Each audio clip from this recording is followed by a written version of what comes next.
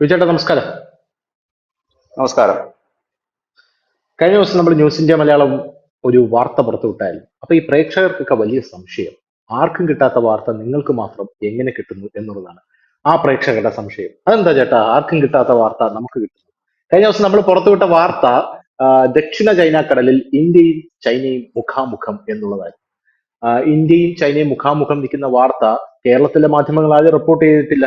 അത് നിങ്ങൾക്ക് എങ്ങനെ കിട്ടി എന്നതാണ് അവരുടെ പ്രധാനപ്പെട്ട സംശയം. അപ്പൊ അത് കാണുന്ന ആരെങ്കിലും ഉണ്ടെങ്കിൽ തീർച്ചയായിട്ടും ആ സംശയത്തിനുള്ള ഒരു നിവാരണം തന്നു കഴിഞ്ഞാൽ നമുക്ക് മുന്നോട്ട് പോകാം. ഇത് ഒന്നാമത്തെ കാര്യം ഈ മാധ്യമ പ്രവർത്തനം എന്ന് പറയുന്നത് ജനങ്ങളിലേക്ക് സത്യസന്ധമായി വാർത്ത എത്തിക്കുന്ന ഒരു ജോലി എന്ന് തന്നെ നമുക്ക് പറയാം. നമ്മൾ ആ പണം വാങ്ങി തന്നെ ഉം. ചെയ്യുന്ന ജോലി തന്നെയാണ്. പക്ഷെ ജനങ്ങളിലേക്ക് സത്യസന്ധമായ വാർത്ത എത്തണം എന്നുള്ളതാണ് നമ്മൾ ന്യൂസ് ഇന്ത്യ മലയാളത്തിന്റെ ഒരു പോളിസി തന്നെ. നാഷണൽ ഇന്റർനാഷണൽ വാർത്തകൾ ജനങ്ങളിലേക്ക് എത്തിക്കുക. നമ്മൾ സ്റ്റേറ്റ് വാർത്തകൾ ഉം. ചെയ്യാറില്ല. വലിയ വാർത്തകളാണെങ്കിൽ പോലും നമ്മൾ ചെയ്യാറില്ല. വളരെ അപൂർവമായിട്ടാണ് സ്റ്റേറ്റ് വാർത്തകൾ നമ്മൾ ചെയ്യുന്നത്. കാരണം അത് ചെയ്യാൻ ധാരാളം മീഡിയാസ് ഇവിടെ ഉണ്ട്. അതുകൊണ്ട് തന്നെ നമ്മുടെ ഒരു എഡിറ്റോറിയലിന്റെ ആയാലും നമ്മുടെ ജേർണലിസ്റ്റുകളുടെ ആയാലും മുഴുവൻ ശ്രദ്ധയും ഈ നാഷണൽ ഇന്റർനാഷണൽ ന്യൂസുകളിൽ മാത്രമാണ്.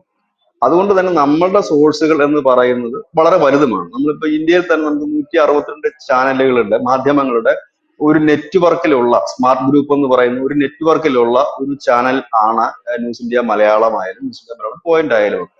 അപ്പോൾ നമ്മൾക്ക് കിട്ടുന്ന ആ ലിങ്കുകൾ നമ്മൾ പരമാവധി പ്രയോജനപ്പെടുത്താറുണ്ട്. ഒരുപക്ഷെ ഈ മാധ്യമങ്ങൾ കൂടുതലും വാർത്ത ചെയ്യുമ്പോൾ വാർത്തയുടെ ഒരു റീച്ചും അതിന്റെ ഒരു സാമ്പത്തിക വശവും ഒക്കെ. കാരണം ഇപ്പൊ ഒരു ഇങ്ങനെ ഒരു വാർത്ത ഇട്ട് കഴിഞ്ഞാൽ ആരെങ്കിലും കാണുമോ ഇല്ലെങ്കിൽ അത് കാണാതെ പോകുമോ എന്നൊക്കെ ഒരു ചിന്ത കൊണ്ടും ആയിരിക്കാം ഇടാത്തത്. അതല്ലാതെ അവരിത് കാണാതിരിക്കുന്നുണ്ടോ ഇല്ല അവർക്ക് കിട്ടാത്തത് കൊണ്ടല്ല.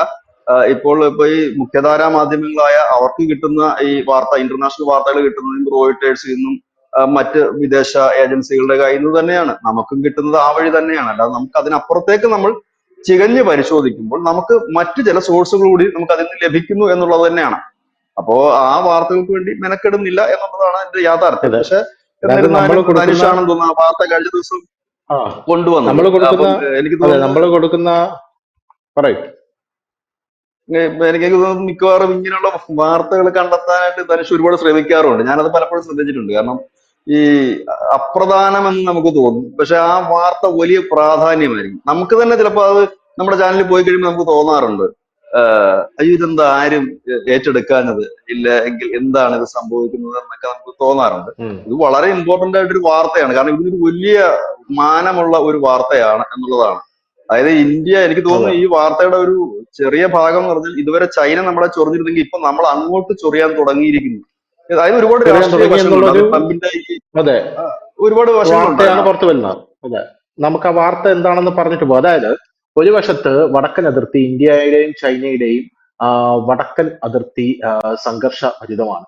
ആ വടക്കൻ അതിർത്തി സംഘർഷഭരിതമായിരിക്കുന്നത് നമ്മുടെ ടിബറ്റ്, ലഡാക്ക് ആ ഒരു ഭാഗം, അരുണാചൽ പ്രദേശ് ആ ഒരു ഭാഗമാണ്. ഇപ്പൊ ദക്ഷിണ ചൈന കടലിൽ ഇന്ത്യയും ചൈനയുടെയും തീരസംരക്ഷണ സേനകൾ മുഖാമുഖം വന്നിരിക്കുന്നു എന്നുള്ള റിപ്പോർട്ടുകളാണ്. അത് വരാനുള്ള പ്രധാനപ്പെട്ട കാരണം ഇന്ത്യ ജപ്പാനിലെ ഗുഡ്വിൽ സന്ദർശനത്തിന് ശേഷം ഇന്ത്യയുടെ കപ്പലായിട്ടുള്ള ഷൗനക്ക് അവിടെ നിന്നും തിരിച്ചു വരികയായിരുന്നു ദക്ഷിണ ചൈന കടലിൽ. ദക്ഷിണ ചൈന കടൽ എന്ന് പറയുന്നത് നമുക്കറിയാം ചൈനയ്ക്ക് അങ്ങേയറ്റം സ്വാധീനവും ശക്തിയുമുള്ള ഒരു കടലാണ് ദക്ഷിണ ചൈന കടൽ.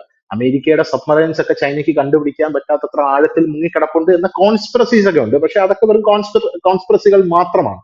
അപ്പോ ആ ദക്ഷിണ ചൈന കടലിലൂടെ ഇന്ത്യ തിരിച്ചു വരുമ്പോൾ അവിടെ സ്കാൽബ്രോ ഷോൾ എന്ന് പറഞ്ഞ ഫിലിപ്പീൻസിന്റെ തൊട്ടടുത്ത് കിടക്കുന്ന വിയറ്റ്നാമിന്റെയും ഫിലിപ്പീൻസിന്റെ അപ്പുറം അപ്പുറം കിടക്കുന്ന ദ്വീപുണ്ട്. ആ സ്കാൽബ്രോ ഷോളിന്റെ പടിഞ്ഞാറൻ വശത്ത് വന്ന് ഡോക്ക് ചെയ്യാനും ഒരു ശ്രമം ഇന്ത്യ നടത്തി. അത് ചൈനയ്ക്ക് ഇഷ്ടപ്പെട്ടില്ല. അത് ഡോക്ക് ചെയ്യാനുള്ള ഒരു ശ്രമം ഇന്ത്യ നടത്തിയത് ചൈനയെ പ്രകോപിപ്പിച്ചു. ചൈനയുടെ കപ്പലുകൾ CCG-3103യും CCG-3503 എന്നുള്ള രണ്ട് കപ്പലുകൾ വന്ന് നമ്മുടെ കപ്പലുകൾക്ക് വട്ടം വെച്ചു എന്നുള്ളതാണ് ആ വാർത്ത. അപ്പൊ ഈ സ്കാൽബ്രോ ഷോളിനെ കുറിച്ച് പറയുമ്പോൾ അത് വളരെ തന്ത്രപ്രധാനമായിട്ടുള്ള, നമ്മുടെ ബംഗ്ലാദേശിലെ സെയിന്റ് മാർട്ടിൻ എന്നൊക്കെ പറയുന്നത് പോലെ തന്ത്രപ്രധാനമായിട്ടുള്ള, ചൈനയെ മൊത്തത്തിൽ ആ ദ്വീപിൽ ഒരു പൊസിഷൻ കിട്ടിയാൽ മൊത്തത്തിൽ ചൈനയെ ഒരു ടാർഗറ്റ് ചെയ്യാൻ പറ്റുന്ന ഒരു ദ്വീപാണ് ഈ സ്കാൽബ്രോ ഷോൾ എന്ന് പറയുന്നത്. അപ്പൊ ചൈനയെ അതാണ് പ്രകോപിപ്പിച്ചത് എന്നുള്ളതാണ് നമുക്ക് കിട്ടിയ റിപ്പോർട്ട് എന്ന് പറയുന്നത്. പോരാത്തതിന് ചൈന ഇൻഡോ പസഫിക് ഓഷനിൽ എന്താണ് കാണിക്കുന്നത്, നമ്മുടെ താഴെയുള്ള അറബി സീൽ എന്താണ് കാണിക്കുന്നത്, അവിടെ എല്ലാം ചൈന പിടിച്ചെടുക്കാനുള്ള ശ്രമം നടത്തുന്നുണ്ട്. നമ്മുടെ ഹമ്പൻതോട്ട തുറമുഖത്തിലൂടെ വന്ന് അപ്പുറത്ത് ചൈന ബംഗ്ലാദേശിൽ തുറമുഖം എടുത്തിട്ടുണ്ട്, ഇപ്പുറത്ത് ഗ്വാദ്വാർ തുറമുഖം എടുത്തിട്ടുണ്ട്. അങ്ങനെ ഇന്ത്യക്ക് ചുറ്റും ഒരു പവിഴ മല തീർക്കാനാണ്, അത് പവിഴ മാല തീർക്കാനാണ് ചൈന ശ്രമിച്ചുകൊണ്ടിരിക്കുന്നത്. അപ്പോൾ സമാനമായ രീതിയിൽ ഇന്ത്യയും ഒരു ചൈനയെ വളയാനുള്ള ഒരു നീക്കം, അതായത് ദക്ഷിണ ചൈന കടലിൽ തന്നെ ചൈനയെ വളയാനുള്ള ഒരു നീക്കമാണ് നടത്തുന്നത് എന്നുള്ള ഒരു പേടി ചൈനയ്ക്കുണ്ട് എന്നുള്ള കാര്യത്തിൽ തർക്കമില്ല. ഇത് പേടി വരാനുള്ള പ്രധാനപ്പെട്ട കാരണം 2023 വ്ളാഡിവാസ്കോവ് എന്ന് പറഞ്ഞ റഷ്യയുടെ ഒരു സ്ഥലമുണ്ട്. വ്ളാഡിവാസ്കോവ്. ഈ വ്ളാഡിവാസ്കോവ് റഷ്യയുടേതല്ലായിരുന്നു, അത് ചൈനയുടേതായിരുന്നു. ചൈന റഷ്യക്ക് വിട്ടുകൊടുത്തതാണ്. വലിയ കാര്യമൊന്നുമില്ല എന്ന് പറയും. നമ്മുടെ അലാസ്ക റഷ്യ അമേരിക്കയ്ക്ക് വിട്ടുകൊടുത്തതുപോലെ ചൈന വ്ളാഡിവാസ്കോവ് റഷ്യക്ക് വിട്ടുകൊടുത്തതാണ്. ഇപ്പോ ചൈനയുടെ ഗ്ലോബൽ ടൈംസ് അടക്കമുള്ളവർ ഒളിഞ്ഞു തെളിഞ്ഞു എഴുതുന്നുണ്ട് വ്ളാഡിവാസ്കോവ് നമുക്ക് തിരിച്ചു കിട്ടിയാൽ കൊള്ളാം എന്നുള്ളത്. അപ്പൊ റഷ്യ എന്ത് ചെയ്തു? ഇന്ത്യ അങ്ങോട്ടേക്ക് ക്ഷണിച്ചിട്ട് പറഞ്ഞു നിങ്ങൾ ഇവിടെ ഒരു സാറ്റലൈറ്റ് നഗരം പണിതോളൂ എന്ന് പറഞ്ഞു. അത് റഷ്യയുടെ ഒരു തന്ത്രമായിരുന്നു. കാരണം വ്ളാഡിവാസ്കോവ് നമ്മുടെ മാത്രമല്ല, ഈ ലോകരാജ്യങ്ങളെല്ലാം അവിടെ വന്ന് നിക്ഷേപിക്കുന്നുണ്ട്. അപ്പൊ അതിന് തിരിച്ചു തരാൻ അങ്ങനെ പറ്റത്തില്ല. കാരണം ലോകരാജ്യങ്ങളെല്ലാം ഉടക്ക് പറയുമല്ലോ. അത് റഷ്യയുടെ ഒരു തന്ത്രമായിരുന്നു. ഇന്ത്യ ഒരു സാറ്റലൈറ്റ് സിറ്റി അവിടെ നിർമ്മിച്ചോളൂ എന്ന് പറഞ്ഞ റഷ്യ വന്നു. പകരമായിട്ട് റഷ്യ ചോദിച്ചത് നമ്മൾ അവിടെ ഒരു ആണവ നിലയം നിർമ്മിക്കും, ആ ആണവ നിലയത്തിന് നിങ്ങളുടെ, അതായത് ഇന്ത്യയിലുള്ള ആൾക്കാരെ പണിക്ക് വിട്ടു തന്നാൽ മതി എന്നാണ് റഷ്യ പറഞ്ഞത്. ഇന്ത്യ എന്ത് ചെയ്തു? ഇന്ത്യ അവിടെ ചെന്ന് വ്ളാഡിവാസ്കോവിലെ തുറമുഖം എടുത്ത് അവിടെ നിന്ന് നേരെ സൗത്ത് കൊറിയ, അവിടെ നിന്ന് ഫിലിപ്പീൻസ്, അവിടെ നിന്ന് മലേഷ്യ, അവിടെ നിന്ന് നേരെ നമ്മുടെ ചെന്നൈ എയർപോർട്ട് വഴി ഒരു കോറിഡോർ തയ്യാറാക്കി. അതായത് ചൈനയെ പൂർണ്ണമായിട്ടും വളഞ്ഞുകൊണ്ടുള്ള ഒരു കോറിഡോറാണ്. ഇതായിരിക്കുമോ ചൈന ഇനി ചൊടിപ്പിക്കുന്നത്? ഇതായിരിക്കുമോ ദക്ഷിണ ചൈന കടലിൽ ഇന്ത്യയുടെ ആധിപത്യം ചൈന വരാതിരിക്കാനുള്ള ശ്രമം നടത്തുന്നത്? ബിജേട്ടൻ എന്താ മൊത്തത്തിൽ തോന്നുന്നത്? ഇപ്പോ ലോകത്തെ എല്ലാ രാജ്യങ്ങളുടെയും അവരുടെ ഈ ഡിഫൻസ് നമ്മൾ പരിശോധിച്ചാൽ കഴിഞ്ഞ ഒരു 5 വർഷമായിട്ട് എല്ലാ രാജ്യങ്ങളുടെയും ഡിഫൻസ് പരിശോധിച്ചാൽ എല്ലാ രാജ്യങ്ങളും ഏറ്റവും കൂടുതൽ ശ്രദ്ധ പതിപ്പിക്കുന്ന ഒരു മേഖല സമുദ്ര മേഖലയാണ്, നേവിക്കാണ്. നേവിയുടെ രംഗത്ത് നമ്മുടെ രാജ്യം വളരെ പിന്നാക്കമായിരുന്നു. പക്ഷെ ഒരു കഴിഞ്ഞ 10 വർഷം കൊണ്ട് വലിയ കുതിപ്പാണ് നമ്മൾ ആ ഒരു മേഖല നടത്തിയത്. നമുക്കറിയാം, നമ്മുടെ രാജ്യം തന്നെ ഏറ്റവും കൂടുതൽ ശ്രദ്ധ പതിപ്പിക്കുന്ന നേവിക്കാണ്. കഴിഞ്ഞ ആഴ്ചയിൽ 3 കപ്പലുകൾ, വാർഷിപ്പുകൾ, ഒരു അന്തർവാഹിനി, 2 ഡിസ്ട്രോയിഡുകൾ അടക്കം 3 എണ്ണം ഒരേ ദിവസം തന്നെ രാഷ്ട്രത്തിന് സമർപ്പിക്കുന്ന ഒരു ചടങ്ങ് നടന്നു. പ്രധാനമന്ത്രി നരേന്ദ്രമോദി ആയിരുന്നു നടത്തിയത്.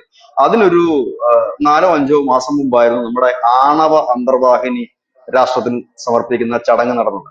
ഏതാണ്ട് ഈ ഡിസ്ട്രോയിഡ് തന്നെ അങ്ങനത്തെ ഷിപ്പ്, ചെറിയ വാർഷിപ്പുകളാണ്, മിസൈലുകളും ഒക്കെ വഹിക്കാൻ കഴിയും.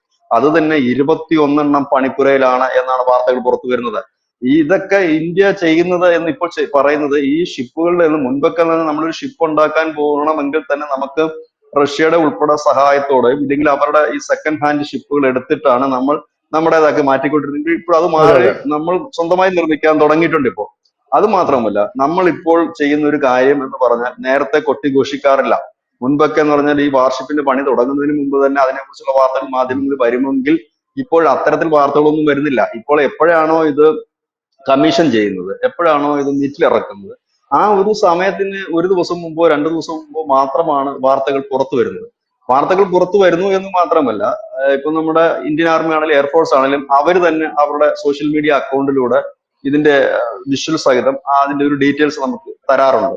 ഇപ്പൊ അവർ തരുന്ന ഡീറ്റെയിൽസുകൾ മുഴുവൻ അവർ വെളിപ്പെടുത്തില്ലായിരിക്കും, കാരണം അത് ശരിയുമല്ല, അത് എന്തൊക്കെയാണ് എന്നുള്ളത്.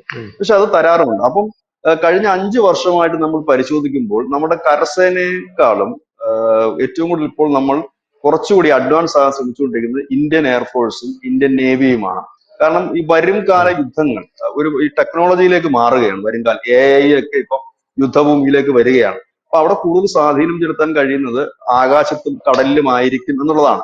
പിന്നെ കടലിനകത്ത് ഈ സ്ട്രെങ്ത് കൂട്ടാൻ എല്ലാ രാജ്യങ്ങളും ശ്രമിക്കുന്നതിന് മറ്റൊരു കാരണമുണ്ട്. അത് നേരത്തെ ധനുഷ് സൂചിപ്പിച്ചതുപോലെ ട്രേഡിംഗ് ആണ്, വ്യാപാരം. അതായത് വ്യാപാരത്തിന് ഇപ്പോൾ ലോകത്തെ ഏറ്റവും കൂടുതൽ വ്യാപാരം നടക്കുന്നത് കടൽ വഴിയാണ്. ഒരു 20% താഴെ, 20%വും പറയാൻ കഴിയില്ല, ഒരു 15% മാത്രമേ ആകാശമാർഗമുള്ള ട്രേഡിംഗ് ഉള്ളൂ, കരമാർഗമുള്ള ട്രേഡിംഗ് ഉള്ളൂ. കാരണം അതിനങ്ങനെയുള്ള വഴികളൊന്നും എങ്ങും തുറന്നു കിട്ടിയിട്ടില്ല. അതുകൊണ്ടൊക്കെ തന്നെയാണ് ഈ ചൈന അവരുടെ റോഡ് ഒരു വർക്കുമായി മുൻപോട്ട് പോകുന്നത്. ഇന്ത്യ ഈ പിഒക്ക പിടിക്കാൻ നടക്കുന്നത്, മറ്റ് ലോകരാജ്യങ്ങൾ ട്രേഡ് റൂട്ടിന് വേണ്ടി ശ്രമിക്കുന്നതൊക്കെ. കാരണം കടൽ വഴിയുള്ള ഈ ലോകം ഇത്രയും ഡെവലപ്പ് ആയിട്ട് ഇന്നും നമ്മൾ ട്രേഡിങ്, കടല് കച്ചവടത്തിന് വേണ്ടി ഭരിക്കുന്നവൻ ചരക്കിറക്കി കര ഭരിക്കും, അങ്ങനെയാണല്ലോ ഭരിക്കും കച്ചവടത്തിന്റെ നീതി. എന്നുള്ളതാണ്.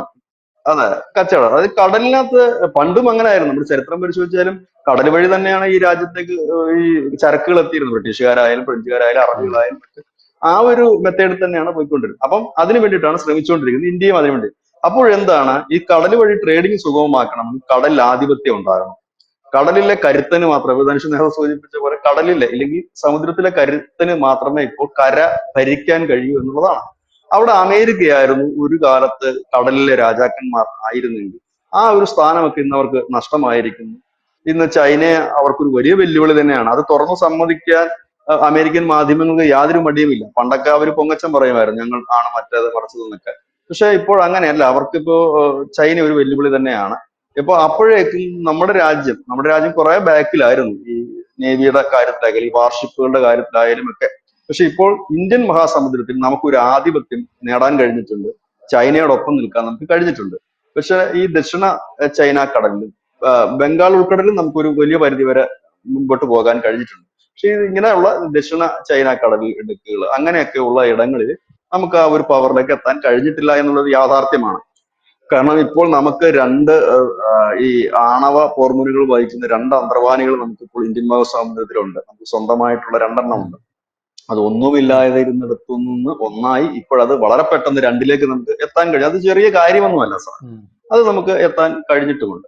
ഈ ഒരു സാഹചര്യത്തിലാണ് ഇന്ത്യ യുടെ ഈ ഒരു വിഷയം ഉയർന്നു വരുന്നത്. ഇതൊരു വലിയ ഇതാണ്. ഇപ്പൊ ഈ ഒരു വാർത്തയുമായിട്ട് ഞാൻ മനസ്സിലാക്കാൻ പറ്റുന്നത്, ഈ സ്കാർബറോഷൻ ദ്വീപിനെ ചുറ്റി വരുന്ന ഫിലിപ്പീൻസിന്റെ, കാരണം അവിടെ ഈ 3 രാജ്യങ്ങൾ അവകാശവാദം ഉന്നയിക്കുന്ന ഒരു ദ്വീപായിരുന്നു. ഒന്ന് ചൈന ഉണ്ട്, ഒന്ന് തായ്വാൻ ഉണ്ട്, ഫിലിപ്പീനുകൾ അല്ലെങ്കിൽ ഫിലിപ്പീൻസും അവിടെ അവകാശവാദം ഉന്നയിക്കുന്ന ഒരു ദ്വീപാണ്.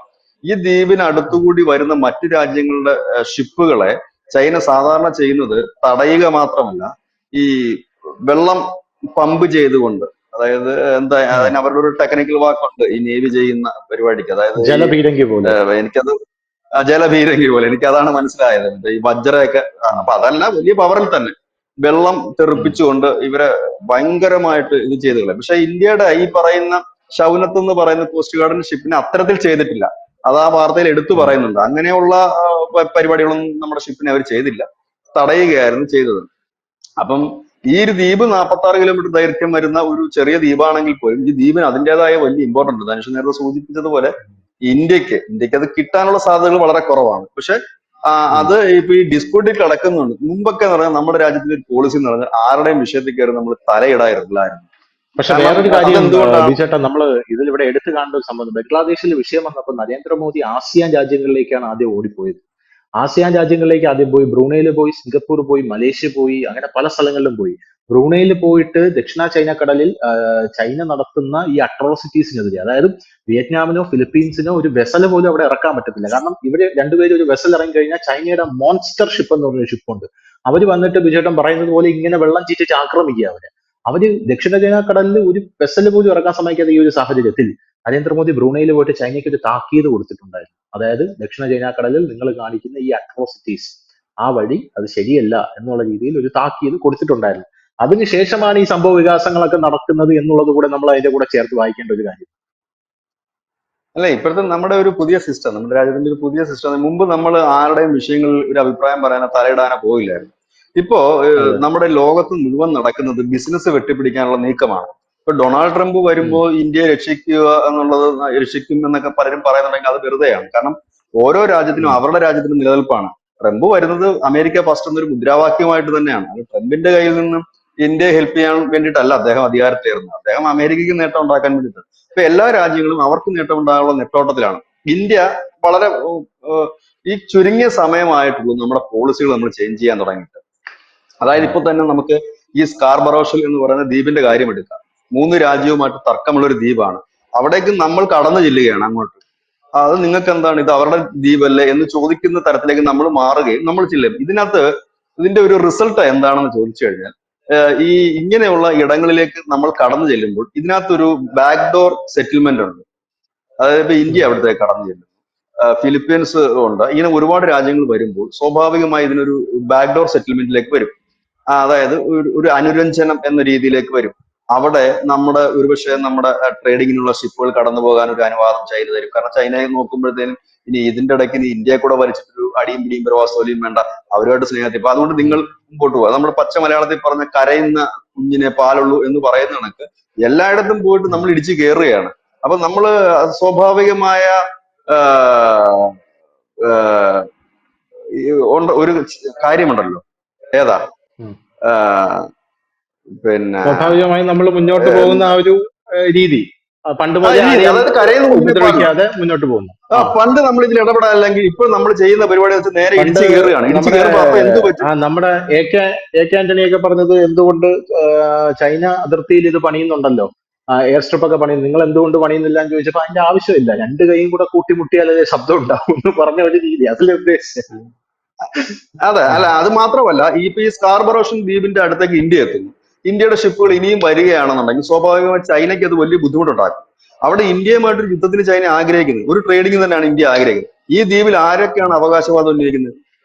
ഒന്ന് ഫിലിപ്പീൻസ് ആണ്, മറ്റൊന്ന് തായ്വാനാണ്, ഒന്ന് ചൈനയാണ്. അതായത് ഈ ഉം, തായ്വാൻ എന്ന് പറയുമ്പോൾ തായ്വാനെ പോലെ ചെറിയ രാജ്യമായിട്ട് കാണരുത്, അതിന്റെ പിന്നിൽ അമേരിക്കയാണ്.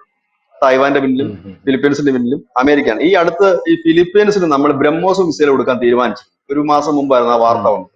അവർക്ക് നമ്മൾ ഉം, ബ്രഹ്മോസ് മിസൈൽ കൊടുക്കുന്നു. ഏതാണ്ട് ഈ പറയുന്ന ആസിയാൻ രാജ്യങ്ങളെല്ലാം നമ്മൾ മിസൈൽ കൊടുക്കുന്നു. അപ്പൊ ഇതിനകത്ത് എന്താണ് സംഘർഷത്തിൽ നമ്മൾ അതായത് ഈ ഒരു തർക്ക വിഷയമായ ദ്വീപ് ആരുടേതെന്ന് ആർക്കും അറിയാത്തൊരു ദ്വീപ്. ഇപ്പൊ അവിടെ ശരിക്കും പറഞ്ഞാൽ ചൈനയുടെ റൂളാണ് നടക്കുന്നത്. ചൈനയുടെ ഡയറക്റ്റ് അല്ല, ചൈന നിയന്ത്രിക്കുന്ന ഒരു ഭരണകൂടം, ഒരു മുനിസിപ്പാലിറ്റി അവിടെ ഉള്ളത്. അപ്പം തർക്കമുള്ള ഇടം. അപ്പൊ ഞാനും ധനുഷും വേറെ രണ്ടുപേരും കൂടെ ഇടപെട്ട് കഴിയുമ്പോൾ കരുത്തന്മാർ തമ്മിൽ ഒരു കോംപ്രമൈസ് എത്തും.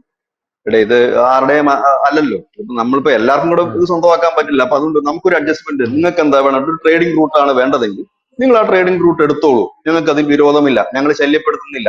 പക്ഷെ ഇന്ത്യ ആഗ്രഹിക്കുന്നു അത് തന്നെ ആയിരിക്കും. പക്ഷെ ഇത് സ്വന്തമാക്കാനായിട്ട് അവർ അനുവദിക്കുകയില്ല. കാരണം ഇന്ത്യക്ക് അവിടെ ഒരു ട്രേഡിംഗ് റൂട്ട് കിട്ടിയാൽ പോലും, ട്രേഡിങ്ങിനുള്ള ഒരു റൂട്ട് കിട്ടിയാൽ പോലും ഇന്ത്യയെ സംബന്ധിച്ച് വലിയ നേട്ടമാണ്. കാരണം അവിടെ നിന്നാൽ ധനുഷ് നേരെ സൂചിപ്പിച്ച പോലെ ഈ സ്കാർബറോഷൻ ദ്വീപിലോ ദ്വീപിന്റെ പരിസരത്തോ നിന്നാൽ പോലും ചൈനയുടെ ബഹുഭൂരിപക്ഷം നമ്മുടെ റഡാറിലെത്തും. വളരെ വ്യക്തമായി അല്ല, തന്നെ എത്തും. ചൈനയുടെ നമ്മൾ ആ മാപ്പ് ബഹുഭൂരിപക്ഷം റഡാറിലെത്താൻ നമുക്ക് ആ ദ്വീപിൽ തന്നെ നിൽക്കേണ്ട ഒരു ആവശ്യമില്ല. ഈ ചെന്നൈ വ്ളാഡിവാസ്കോ കോറിഡോർ ഉണ്ടല്ലോ, ചെന്നൈ നമുക്ക് ചൈന സ്ട്രിങ് ഓഫ് പേൾസ് തീർത്തതുപോലെ ചൈനയുടെ കടലിൽ കിടക്കുന്ന മുഴുവൻ പ്രദേശവും നമ്മൾ ഇങ്ങനെ ആ ഒരു സ്ട്രിങ് ഓഫ് പേൾസ് നമ്മൾ തീർത്തിരിക്കുകയാണ്. ഈ വ്ളാഡിവാസ്കോ നഗരത്തിൽ നിന്ന് ചൈനയിലേക്ക് വെറും 42 കിലോമീറ്റർ മാത്രമേ ഉള്ളൂ. അതാണ് ചൈനയെ ഏറ്റവും കൂടുതൽ പേടിപ്പിക്കുന്ന വേറൊരു കാര്യം എന്ന് പറയുന്നത്. അതായത് ചൈന നമ്മളെ വേറൊരു രീതിയായിട്ട് വളയുമ്പോൾ നമ്മൾ അതിന് ബദലായിട്ട് ഉം. മറ്റൊരു വഴി കണ്ടെത്തുകയാണ്. നമ്മൾ അതെ, കണ്ടെത്തുന്നത് അതെ. തർക്കത്തിലൂടെയല്ല, കച്ചവടത്തിലൂടെ നിൽക്കുന്ന മറ്റൊരു വഴിയാണ്. ഇവിടെ ഇതിനകത്ത് ശ്രദ്ധേയമായ കാര്യം, ഇന്ത്യക്കും ചൈനയ്ക്കും ഇപ്പോൾ അനിവാര്യമായിട്ടുള്ള ഒരു യുദ്ധമല്ല, പകരം കച്ചവടം തന്നെയാണ്. കാരണം രണ്ട് രാജ്യത്തിനും മുൻപോട്ട് പോകണമെങ്കിൽ ട്രേഡിംഗ് നടന്നേ പറ്റൂ. കാരണം ട്രംപിന്റെ ഒരു ക്യാരക്ടർ അനുസരിച്ചിട്ട് എന്താണ് അടുത്ത നിമിഷം ചെയ്യുന്നതെന്ന് പറയാൻ കഴിയില്ല. ട്രംപിനെ നോക്കി ഇന്ത്യക്ക് ഇരിക്കാനും കഴിയില്ല. നമ്മളുടെ കുറെ ബിസിനസ്സുകാരെങ്കിലും വിചാരിക്കുന്നുണ്ട് ട്രംപ് കയറി കഴിഞ്ഞാൽ ഈ ചൈനയ്ക്കെതിരെ വലിയ നികുതി ചുമത്തും, ഇല്ലെ ചൈന സ്ഥാപനങ്ങൾ ഉം. പൂട്ടിക്കെട്ടും, അതോടുകൂടി ആ ട്രേഡിംഗ് മുഴുവൻ ഇന്ത്യയിലേക്ക് വരും, അതുകൊണ്ട് നമ്മളെ കൂടുതൽ ട്രംപ് സൂപ്പിച്ച് നിർത്തുമെന്നാണ് നമ്മൾ കരുതുന്നത്. പക്ഷെ ഉം. അദ്ദേഹത്തിന്റെ ഒരു പോളിസി എനിക്ക് തോന്നുന്നു, കഴിഞ്ഞ ദിവസം ടിക്ടോക്കിന്റെ നിരോധനമൊക്കെ നീക്കിയിട്ട് അദ്ദേഹം പറഞ്ഞത് 90 ദിവസത്തിനുള്ളിൽ ഉം. ടിക്ടോക്കിന്റെ 50% ഓഹരികൾ ഷെയർ ഞങ്ങൾക്ക് തരണമെന്നാണ്. അപ്പം ഉം. അത് പുള്ളിയുടെ ഒരു കച്ചവടം. അപ്പൊ ടിക്ടോക്ക് നിരോധിക്കുക അല്ലെങ്കിൽ ചൈനയെ പൂട്ടുക എന്നുള്ളതല്ല, അതിന്റെ ഒരു പങ്ക് ഞങ്ങൾക്ക് വേണം എന്ന് മാത്രമാണ് പറയുന്നത്. അപ്പൊ അദ്ദേഹത്തിന്റെ പോളിസി നമുക്ക് താല്പര്യം. പക്ഷെ ഇന്ത്യക്കും ചൈനയ്ക്കും ഒക്കെ ഇത് നന്നായി അറിയാം. അപ്പൊ ഇവര് തമ്മിലുള്ള ഒരു വ്യാപാരം കുറച്ചുകൂടി കൂട്ടുക. പിന്നെ ഇതിനകത്ത് രണ്ടു കൂട്ടർക്കും വേണ്ട ഒരു കാര്യം, ബഹളങ്ങളും പ്രശ്നങ്ങളും ഇല്ലാതെ ട്രേഡിംഗ് നടക്കും. അതായത് ഇപ്പൊ അതെ. ഇന്ത്യയും ചൈനയും കൂടി സംയുക്തമായിട്ടൊരു കോംപ്രമൈസിൽ എത്തിക്കഴിഞ്ഞാൽ ഈ രണ്ടു കൂട്ടർക്കും സുഗമമായിട്ട് ട്രേഡിംഗ് നടത്താൻ പറ്റും. പക്ഷെ ഈ ചൈനയെ പോലൊരു രാജ്യത്തിന് ഈ മേൽക്കോയ്മ അങ്ങോട്ട് താന്നു കൊടുക്കാനും അവർക്ക് ബുദ്ധിമുട്ടാകും.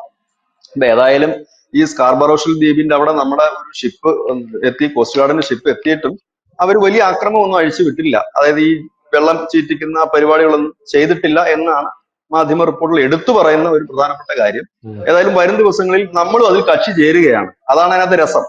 ഈ ഒരു അതെ. വിഷയത്തിൽ നമ്മൾ കൂടെ ഇടപെടും. അപ്പൊ ഇടപെടുമ്പോൾ എന്താണ് വരുന്നത്? കോംപ്രമൈസ് വരും. ഈ കോംപ്രമൈസിൽ വരുമ്പോഴത്തേനും ചില ഇളവുകൾ അങ്ങോട്ടും ഇങ്ങോട്ടും ഒക്കെ തന്നേ പറ്റും. ഏതായാലും തായ്വാനും ഫിലിപ്പീൻസും ആയിട്ടൊന്നും ചൈന ഒരു ഇളവിന് പോകാൻ യാതൊരു സാധ്യതയുമില്ല. കാരണം തായ്വാൻ എന്നൊരു ഉം. രാജ്യത്തെ മാത്രം നമ്മൾ കണ്ട് ചൈനയെ അളക്കാൻ നിൽക്കരുത്. കാരണം തായ്വാനെ അമേരിക്ക അവരുടെ ഒരു ചെറിയ സൈനിക താവളം പോലെ, അല്ലെങ്കിൽ അവരുടെ ഒരു ബ്രാഞ്ച് പോലെ കാണുന്ന ഒരു രാജ്യമാണ്.